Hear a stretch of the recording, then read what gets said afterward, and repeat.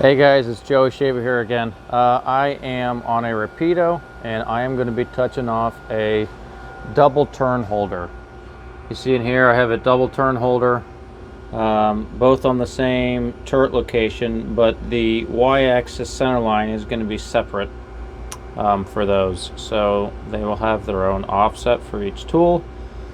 And on this machine, it's a little bit, I guess it's just a process to get this done. So I'm going to take you through the steps on touching that off. We're going to be using a Renishaw probe to do this. So let's get started. The first thing you want to do is you want to make sure that the machine is in auto mode. All right, what this does is it tells the machine not to turn on the signal for the probe until you get out of auto mode. So auto mode just negates the signal. So I'm going to put the machine in auto mode. I'm going to take the cap off. Since I'm on the main spindle, I'm going to be using this one. If the tool was going to be working on the sub spindle, I would be putting the probe on this side. So since I'm on the main spindle side, hang it up here. All right. The reason that this catch is here so that you can hang it up is so that it doesn't sit behind here and you crunch it when you decide to zero return your turret. So there's a catch here, use it. All right, so here's my probe. Now the way that I put these in is I go in with kind of centering these carbide pads over the material, because that's basically what it's going to saddle. So I kind of go in like that, kind of keep an eye on everything. I'm going to have to put my camera down here, and I'm just going to fasten the catch right there. Right, so then I just rotated that and pushed it, so now that's tight. So now I've got the probe on. You can see that it's has a live signal to it, which just means that it's connected electronically. Doesn't mean that it's active. So this is the active signal. So as soon as I take this out of auto mode, I go into either handle, jog, or one of the other modes. One of the other modes down here, it will go ahead and activate that signal. All right, so I am going to go into handle mode first, and the page will change as soon as you activate that signal. The page will change. What it does is it actually jumps into the setup page and it goes to the T measure tab inside of there. And by this depiction, you can tell, this depiction right here, you can tell that it's actually active, right? So if I was to deactivate the probe, let me just do this real quick by going into auto mode, you can actually tell that the picture changes. So I'm going to go back into handle. There we go. All right, so this is on and you see the picture there. All right, so we're going to go ahead and touch this off. The tool numbers I'm using is going to be tool 1. And then the other tool is going to be tool 31. I always add 30 when I'm using a double tool station. So, and also, whatever tool is on the Y positive side, as you have it rotated in position, whichever one's on the Y positive side, I make that one the actual turret position, right? So this is on the Y positive side. So that is going to be tool 1, and this one will be tool 31. So what I'm going to do is I'm going to handle this down and get it somewhat close. I'm going to go into handle mode, head 1, and 10 thousandths per click. Go to my Z-axis. I'm going to get in front of it first, so out of the way. And I'm going to bring it down in X. I'm going to get it close, right? Something like that. And since this is a double tool station, the first tool that I'm going to touch off, and this is kind of important, the first one that I'm going to touch off is the one that I added 32. So it's going to be the one on the Y negative side. So I'm going to bring it down close in X, and then I'm going to go ahead and bring my Y to center line.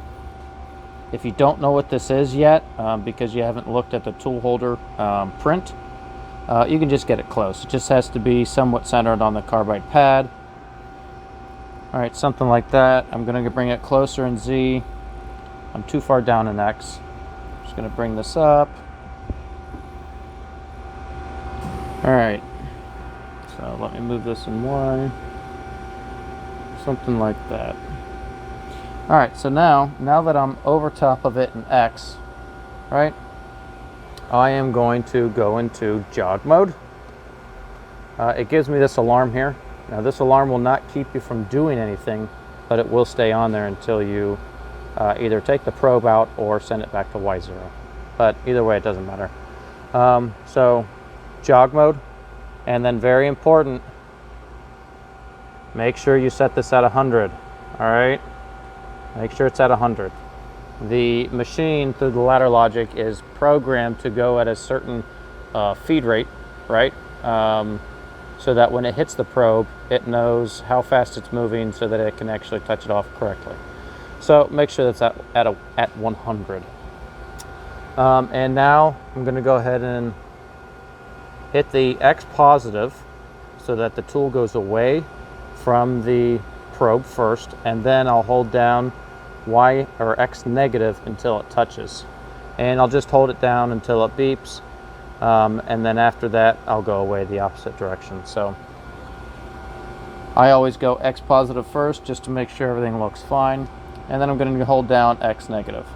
Now, when that beeps, you'll see it throw a value into offset number 1. All right, so I'm going to go away from the probe. I'm going to go ahead and touch off the Z axis as well. So same thing, I'm just going to get in position, go back in a jog. I'm at 100% override. Let's see here, see if we can see this. And then I'll just hold it down until it beeps, and then I'm going to go the opposite way. So now I have two values in my tool 1 offset. I have an X and a Z. But the thing is, that is tool number 31, not 1. So what I do here is I hit the back arrow, all right, and you can see that I'm in the T measure tab. So I'm going to go to the tool offset tab. Okay, you can see that I already have it pulled up to 31, but this is the value that I have in offset 1 right now. I am going to go, you want to bring your cursor to that line. I'm going to go do line copy, and you'll see it blew it out. I'm going to page down to offset 31, and we're going to do line paste. Come back up here to 1 and 0 that out. So now I've just taken my offset from 1 and pasted it into 31.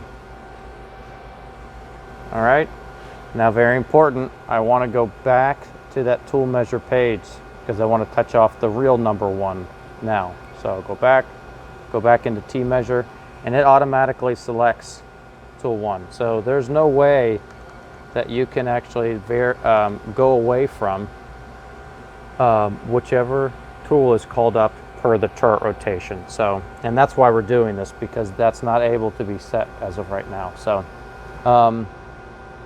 now we can go ahead and touch off tool number 1. I am just going to go handle this out in the way. I'm going to go Y, move my Y over, make sure that it's pretty close.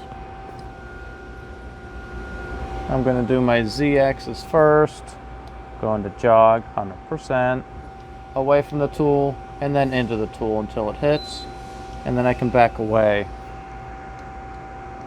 And I'm going to come up in X a little bit, come over over top of the. Now that I've touched those off, I am going to go ahead and just move this whole thing out of the way, the whole turret out of the way. I'm going to go into 0 return.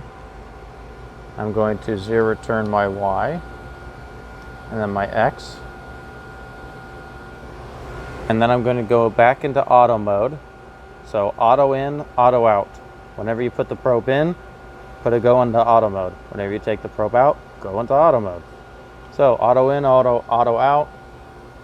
I'm going to go ahead and take this off.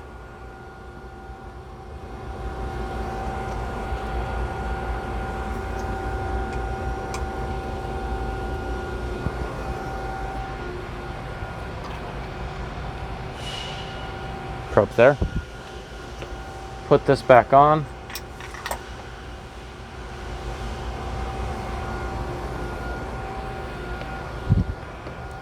Say goodbye.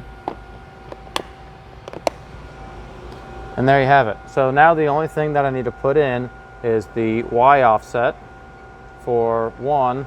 Well, let's go back into the tool offset page, not the tool measure page. I have the numbers for both my X and Z geometry, but I have no Y. So I'll find those and I'll put those in. Other than that, you're all ready to go. And that is how you touch off a double holder on the Rapido. Thanks, guys. Hey guys, thanks for watching my video. If you'd like to see more videos like it, hit the subscribe button down below and like this video. If there's something specific that you want to see, or if you have any questions, feel free to use the comments. Thanks, guys.